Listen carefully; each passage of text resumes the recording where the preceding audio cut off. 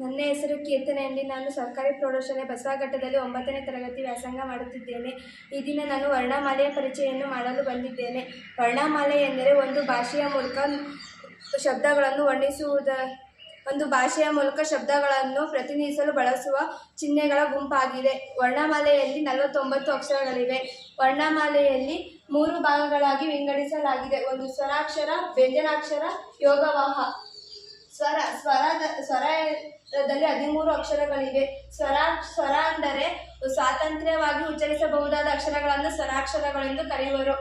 ಸ್ವರದಲ್ಲಿ 3 ಭಾಗಗಳಾಗಿ ವಿಂಗಡಿಸಲಾಗಿದೆ. ಒಂದು ರಸಸ್ವರ, ದೀರ್ಘಸ್ವರ, ಪ್ಲುತಸ್ವರ. ರಸಸ್ವರದಲ್ಲಿ 6 ಅಕ್ಷರಗಳಿವೆ. ದೀರ್ಘಸ್ವರದಲ್ಲಿ 7 ಅಕ್ಷರಗಳಿವೆ.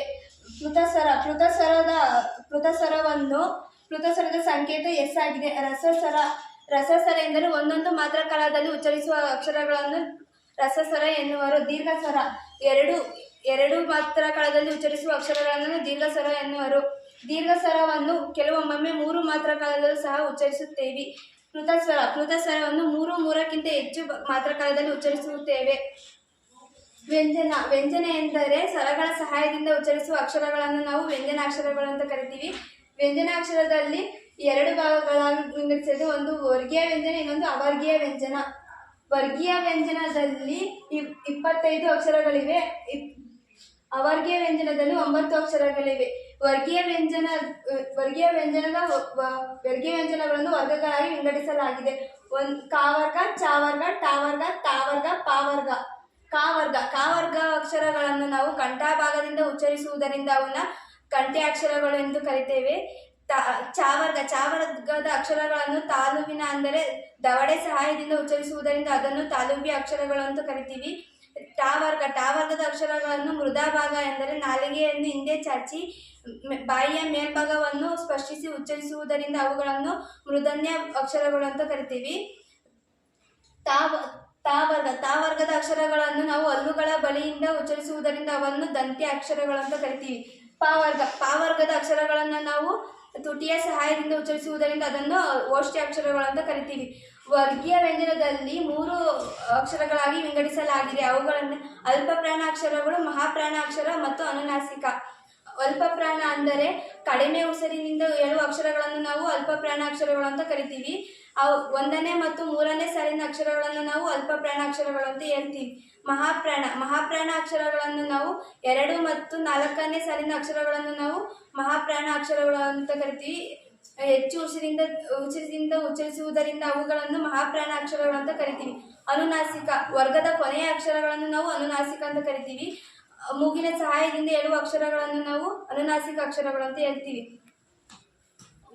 ಅವರ್ಗೀಯ ವ್ಯಂಜನವನ್ನು ವರ್ಗಗಳಾಗಿ ವಿಂಗಡಿಸಲು ಸಾಧ್ಯವಿಲ್ಲ, ಏಕೆಂದರೆ ಅವುಗಳು ಬೇರೆ ಬೇರೆ ಧ್ವನ್ಯಂಗದ ಸ್ಥಳದಿಂದ ಹುಟ್ಟಿರುವುದರಿಂದ ಅವುಗಳನ್ನು ವರ್ಗಗಳಾಗಿ ವಿಂಗಡಿಸಲು ಸಾಧ್ಯವಿಲ್ಲ. ಆದ್ದರಿಂದ ಅವುಗಳನ್ನು ಅವರ್ಗೀಯ ವ್ಯಂಜನ ಅಂತ ಕರಿತೀವಿ. ಮತ್ತು ಯೋಗ ಎಂದರೆ ಕೂಡು ಅಥವಾ ಸಂಬಂಧ. ವಾಹ ಅಂದರೆ ಹೋಗುವ. ಯೋಗವಾಹ ಅಂತಾರೆ ಕೂಡಿ ಹೋಗುವ ಅಂದರೆ ಬೇರೆ ಬೇರೆ ಅಕ್ಷರಗಳ ಜೊತೆಯಲ್ಲಿ ಮಾತ್ರ ಉಚ್ಚರಿಸಲಾಗಿದೆ. ಯೋಗವಾಹಗಳಲ್ಲಿ 2, ಒಂದು ಅನುಸ್ವಾರ, ಇನ್ನೊಂದು ವಿಸರ್ಗ. ಅನುಸ್ವಾರವನ್ನು ಒಂದು ಅಕ್ಷರದ ಗಾತ್ರದಲ್ಲಿ 1 ಸೊನ್ನೆಯನ್ನು ಬರಿತೀವಿ. ವಿಸರ್ಗವನ್ನು 2 ಸಣ್ಣ ಸೊನ್ನೆಯನ್ನು ಒಂದರ ತಳಗೆ ಒಂದಂತೆ 1 ಅಕ್ಷರದ ಗಾತ್ರದಲ್ಲಿ ಬರಿತೇವೆ. ವರ್ಣಮಾಲೆಯನ್ನು ಪರಿಚಯಿಸುವುದು ನಿಮಗೆ ಎಲ್ಲರಿಗೂ ಅರ್ಥ ಆಗಿದೆ ಎಂದು ತಿಳಿದಿದ್ದೇನೆ. ನಿಮ್ಮ ಡೌಟ್ಸ್ಗಳನ್ನು, ನಿಮ್ಮ ಸಮಸ್ಯೆಗಳನ್ನು ಪ್ರಶ್ನೆಯ ಮೂಲಕ ಕೇಳಿರಿ. ಪ್ಲುತಸ್ವರ ಎಂದರೇನು? 3 ಅಥವಾ 3ಕ್ಕಿಂತ ಹೆಚ್ಚು ಮಾತ್ರ ಕಾಲದಲ್ಲಿ ಉಚ್ಚರಿಸುವ ಅಕ್ಷರಗಳನ್ನು ಪ್ಲುತಸ್ವರ ಎನ್ನುತ್ತೇವೆ. ಪಾವರ್ಗದ ಅಕ್ಷರಗಳಿಗೆ ಏನೆಂದು ಕರೆಯುವರು?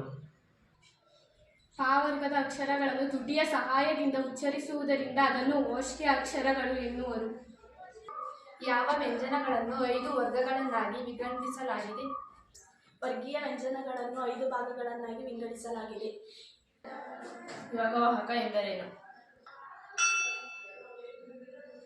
ಯೋಗವಾಹ ಅಂದರೆ ಕೂಡಿ ಹೋಗುವುದು, ಅಂದರೆ ಬೇರೆ ಬೇರೆ ಅಕ್ಷರಗಳ ಜೊತೆಯಲ್ಲಿ ಮಾತ್ರ ಉಚ್ಚರಿಸಬಹುದಾದ ಅಕ್ಷರ ಎಂದರ್ಥ.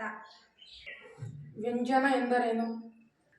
ಸ್ವರಗಳ ಸಹಾಯದಿಂದ ಉಚ್ಚರಿಸಲ್ಪಡುವ ಅಕ್ಷರಗಳನ್ನು ವ್ಯಂಜನಾಕ್ಷರಗಳು ಎನ್ನುವರು. ವರ್ಣಮಾಲೆ ಎಂದರೇನು?